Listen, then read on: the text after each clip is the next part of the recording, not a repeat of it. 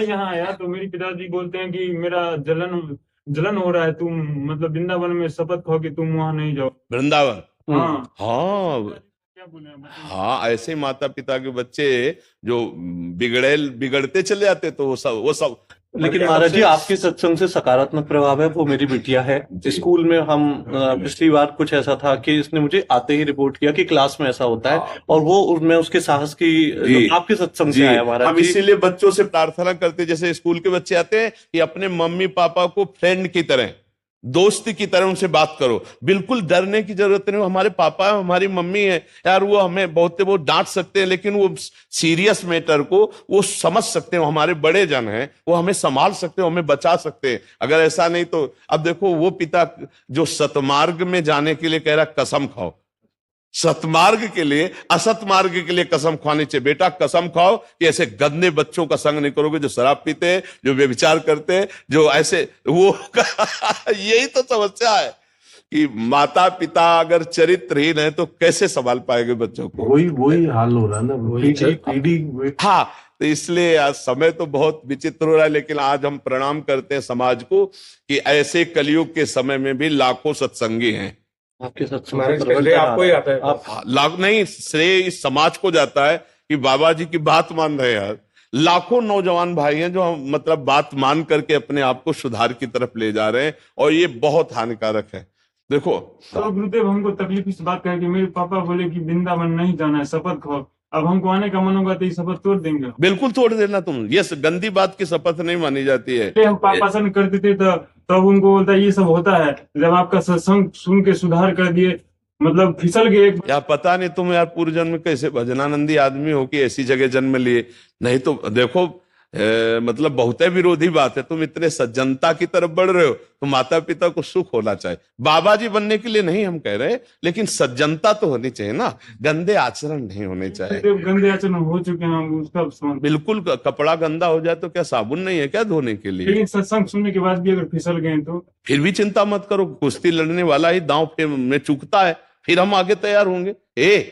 कमजोरी नहीं, 1000 बार गिर जाओ तो भी तैयार हो जाना है। चिंता गलाए जा रहे हैं हमको। नहीं, चिंता मत कर यार, नाम जप कर। बुत्सा संपन्न मदीर्घ सूत्रम क्रिया विधेयज्ञम व्यसन स्वशक्तम सूरम कृतज्ञम दृढ़ सौहृदंच।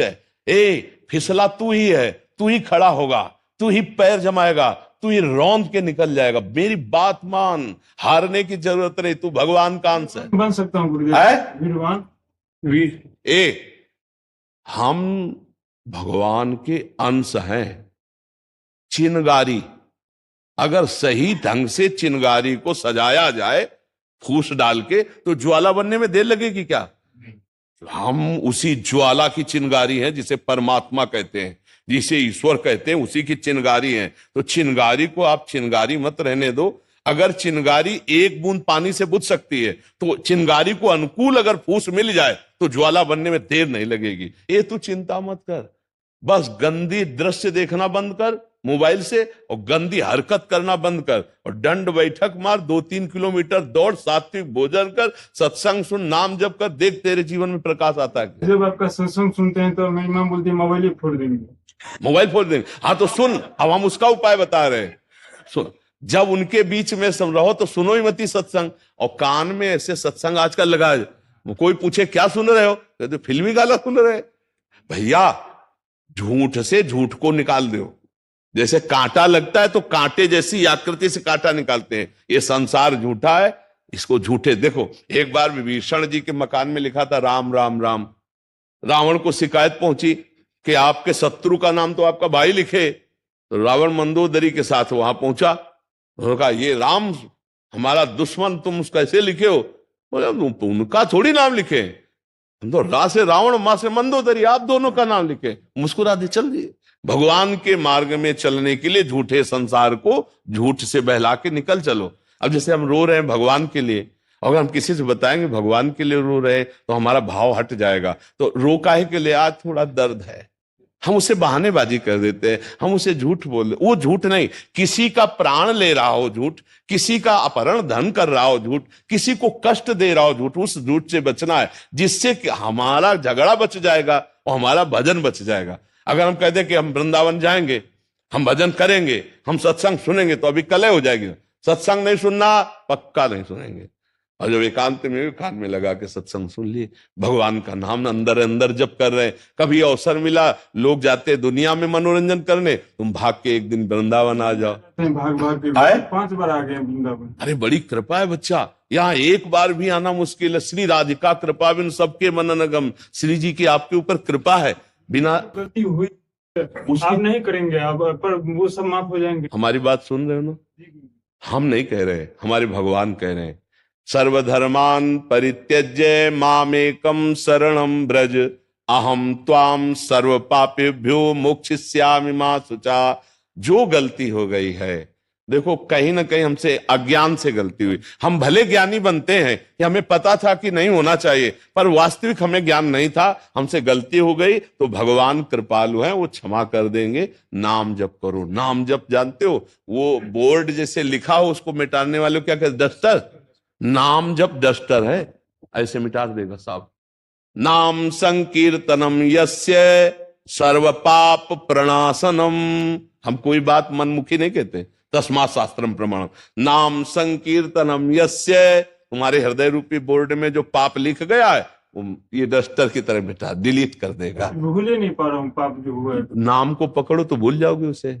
नाम को याद करो, राधा राधा राधा राधा, ठीक है। और जब जब पाप की वो बात याद आवे तो भगवान से प्रार्थना करो, प्रभु जब तक वो नष्ट नहीं होगा तब तक वो याद आता रहेगा, और जिस दिन नष्ट हो जाएगा दोबारा याद नहीं आएगा, ध्यान रखना। तो नाम जप करते रहो। राधा मिलेगा गुरुदेव, हम आप ही के पास आएंगे। अब मेरा पापा शराब भी दे दे तो हम शराब पे दे देगा, लगता है हमको। श्राप दे देगा तो तब भी आऊंगा। यार श्राप वरदान देने के लिए पावर चाहिए, वह पावर है तो श्राप वरदान देने के लिए पावर चाहिए, वह पावर। राधा राधा जब, और ऐसे माता पिता के भी पैर छू, तब हमारा तुम मित्र कहलाएगा। हमारे दोस्त तभी कहलाओगे जब वो हमारी निंदा करें, हमें गाली दें, और तुम झुक के उनके पैर छू के कि गुरु की आज्ञा है, महाराज जी की आज्ञा है, पैर छुओ उनके, और कह दो जैसा आप चाहते हो वैसा ही चलने की कोशिश करूंगा, थोड़ी बाड़ी कुछ अगर गलती लगे तो क्षमा करो। ये हमारे संग का असर हो। ये थोड़ी होगा तुम खींच के थप्पड़ मार दो जवान हो, ऐसा नहीं, कभी मत करना। उनमें भगवान की भावना करो। वो तुम्हें गाली दें, हमें गाली दें, अच्छे से चलो। सतमार्ग को जो गाली देता है वो बेचारा दया का पात्र है। आप सोचो दया का पात्र कि नहीं? तो छोटा बच्चा जिसे गाली दे तो क्या करेंगे, हंस देंगे। ऐसे वो छोटे बच्चे हैं, चाहे 70 साल के बूढ़े हो।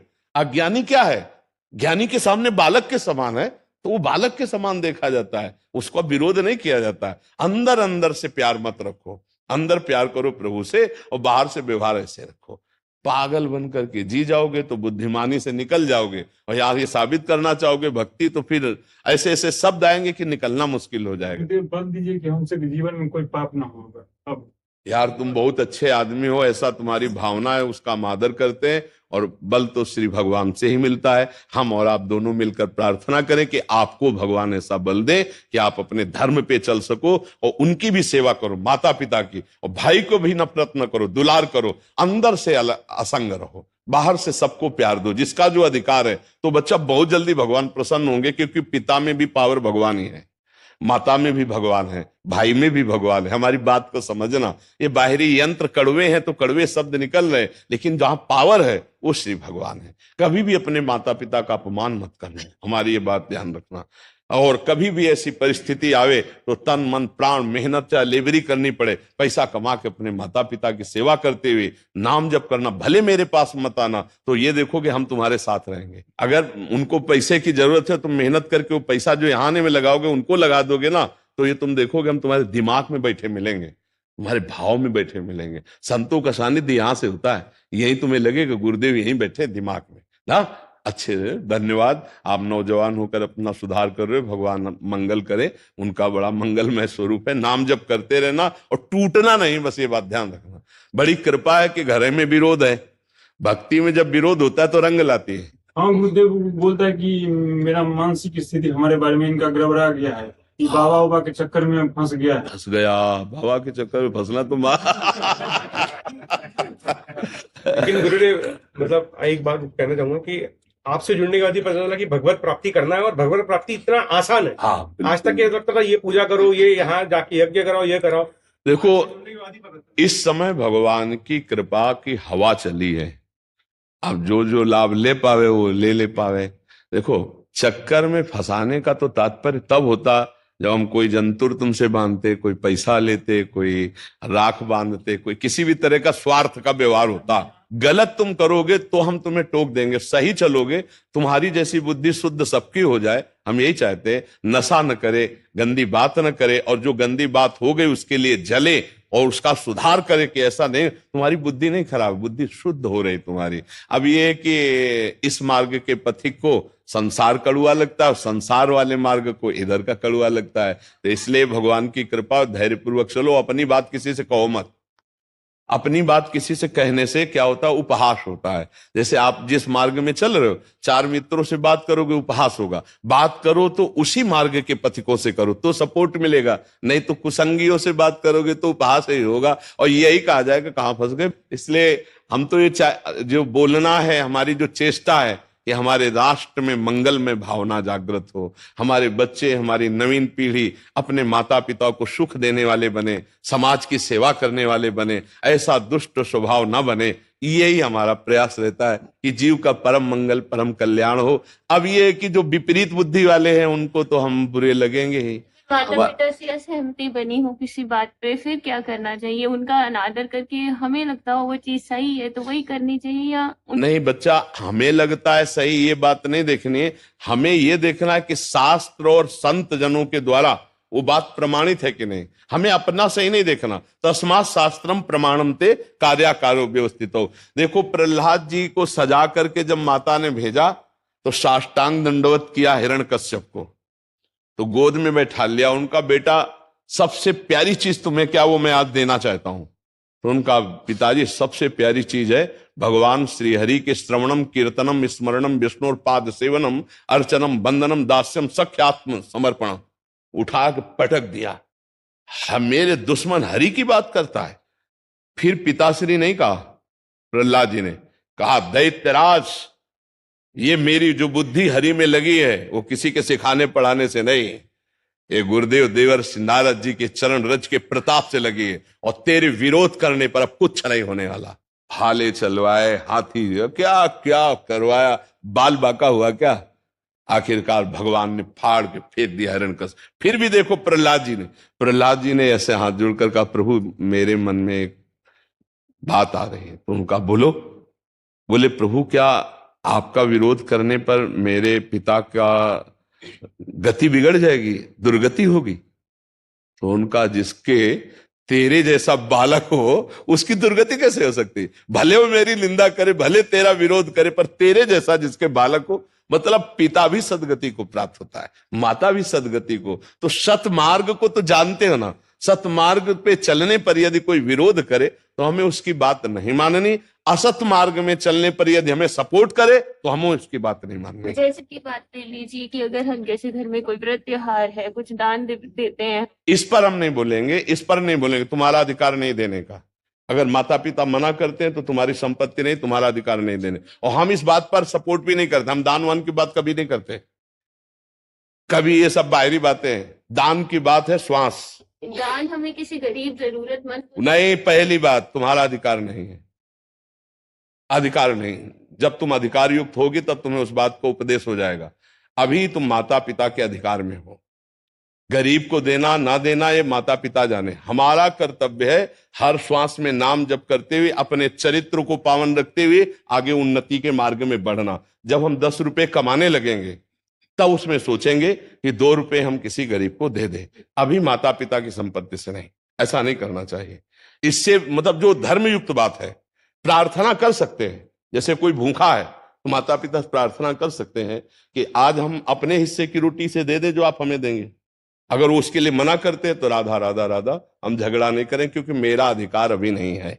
जब अधिकार युक्त हो जाए, क्या अधिकार माना जाता है? जब स्वयं कमाने लगे, तब फिर हम अपनी कमाई से दूसरों को दे सकते हैं, दूसरों की सेवा कर। अभी नहीं, बिल्कुल अभी नहीं, क्योंकि वो धर्म विरुद्ध हो जाएगा। हाँ बिल्कुल नहीं, ऐसा आदेश हम कभी नहीं करते। और हम देखो इन बातों को महत्व नहीं रखते।